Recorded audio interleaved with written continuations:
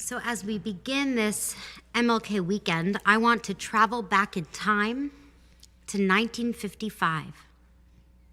Rosa Parks boarded a bus in Montgomery, Alabama. Instead of going to the back of the bus, which was designated for African Americans, you may have heard the story that she sat in the front. When the bus started to fill up with white passengers, the bus driver asked Parks to move, and she refused. We all know her resistance set in motion one of the largest social movements in history, the Montgomery bus boycott. But by the time Parks boarded the bus in 1955, she was not just a seamstress tired from a long day's work. She was a 42-year-old established community organizer and leader in the civil rights movement in Alabama.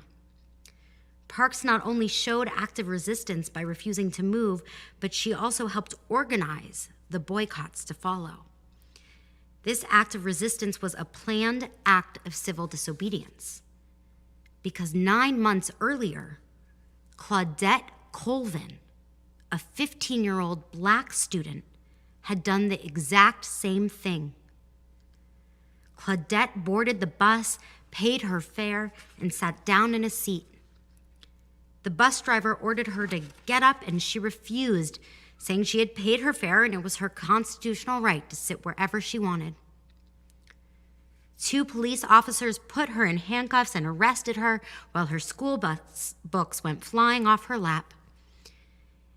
In later interviews, Colvin says she was inspired by historical figures of her past and frustrated at the injustices her community was experiencing daily under the Jim Crow segregation laws.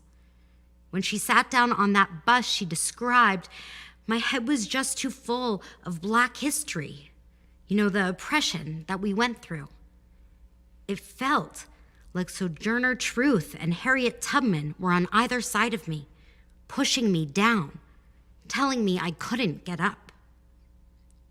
And while Colvin is now credited as the first woman to seriously change the law, even before her there were a number of women who refused to give up their seats on the same bus system. Most of these women were quietly fined, though, and no one heard much more from them. This sermon is not in any way meant to discredit the amazing work of Rosa Parks and her courage. She did incredible work.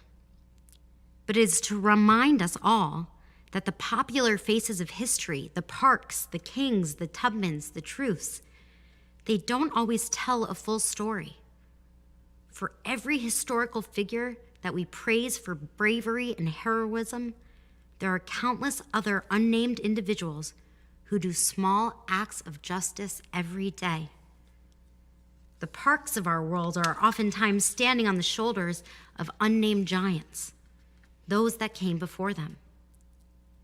This is true not only in American history, but also in our Torah narrative. If the Torah were a Time magazine, Moses' face would undoubtedly be on the cover. As we have transitioned to the book of Exodus, Moses emerges as the clear protagonist of the story, the leader of the Jewish people. We call it the 5 books of Moses, right? But even Moses cannot earn sole credit for his redemption of the Jewish people from slavery.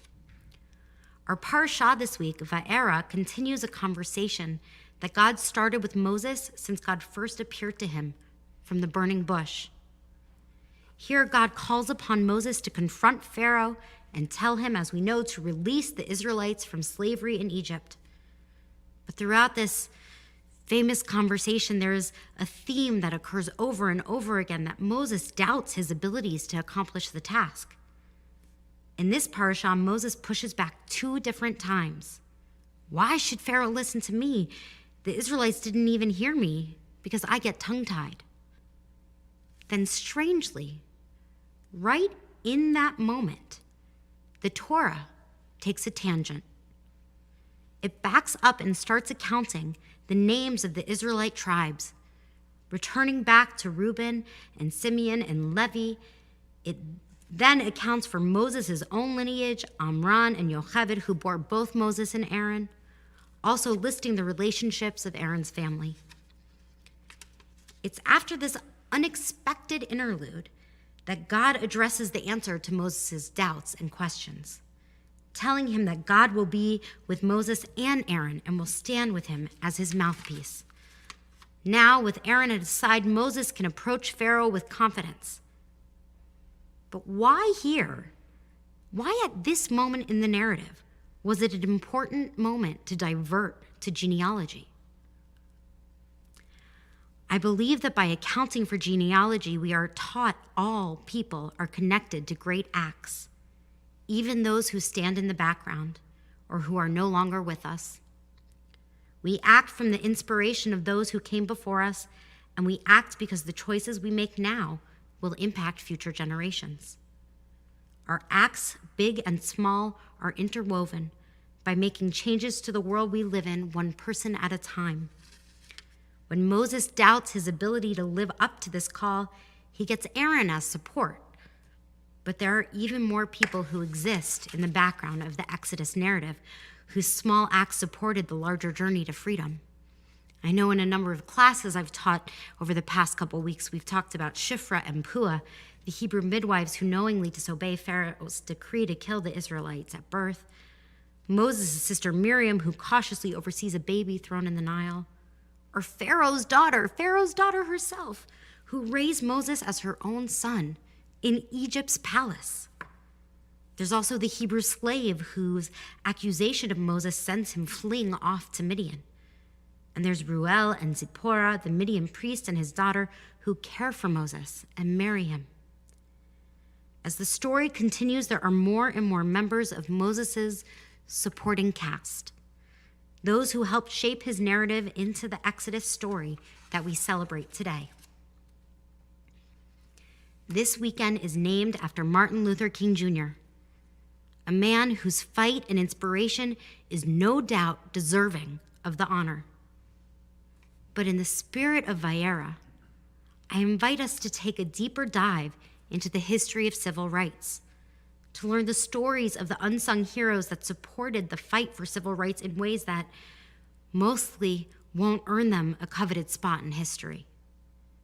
You may or may not have heard of Fannie Lou Hamer, a sharecropper who traveled to the local courthouse in Indianola, Mississippi, to register to vote. Or Dion Diamond, a student at Howard University who protested immigration picketers in Maryland. Or Asa Philip Randolph, who organized one of the very first Black labor unions. Or Ruby Bridges, the first student to integrate an elementary school in the South. I'm not going to name everyone because, let's be honest, there are enough Black Americans who have made significant contributions to our history to fill volumes and volumes and volumes of books.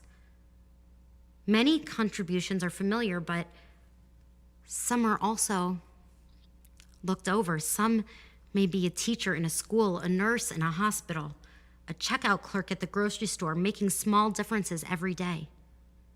A famous Jewish teaching, Lo alecha chamlacha ligmor, reminds us that it is not our job to complete the work of perfecting the world, but neither are we allowed to desist from it. We could add that it's not our job to be acknowledged or rewarded for the work, but we do it anyway in whatever way we can.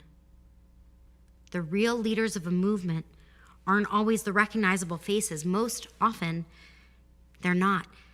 Yet our voices and our actions as a collective matter. Reflecting on our past actions, I wonder, how have you contributed to your community in the background? I'm thinking now of the thousands of people who stepped forward for COVID vaccine trials, the poll workers who volunteered to help make voting accessible in Georgia, the Senate pages and Capitol assistants who secured ballot boxes when their workplace was under siege, or the story of a lone Black police officer, Eugene Goodman, who faced down a mob of rioters bearing Confederate flags, weapons, and vows to reclaim a lost election. I know you have all also helped in many ways. Think about it for a moment. Did you make meals for someone who's sick? Did you donate to an organization you believe in? Do you make someone feel welcome and included in your neighborhood? Did you vote? Did you show up in some way to say that Black lives matter? Maybe you are the teacher, the healthcare employee, or the essential worker who went on working, showing up, online or in person, despite your own health risks. All of these seemingly simple actions contribute to a larger movement towards goodness and peace. Without the courageous acts of Claudette Colvin, there could not be a Rosa Parks. Without the thousands of leaders, peaceful protesters, and unsung heroes in the fight for civil rights, we would not be commemorating MLK weekend together tonight. The rest of the Torah is filled with stories of Moses' life and experiences. It takes chapters, even books, to tell the whole story. This is not unlike our own lives. We are never fully revealed in one moment, one verse. It's often the unrequited moments that are truly the most profound. It takes time, chapters and chapters, to tell the story of our lives. We are remembered not just for our memorable actions, though, but for our seemingly insignificant ones as well. Let's make sure those small actions add up to tell the story of our life that we are proud to have remembered. Let's strive to do our small part to better our world, to work towards justice, and to make it easier for future leaders to accomplish great things. Shabbat Shalom.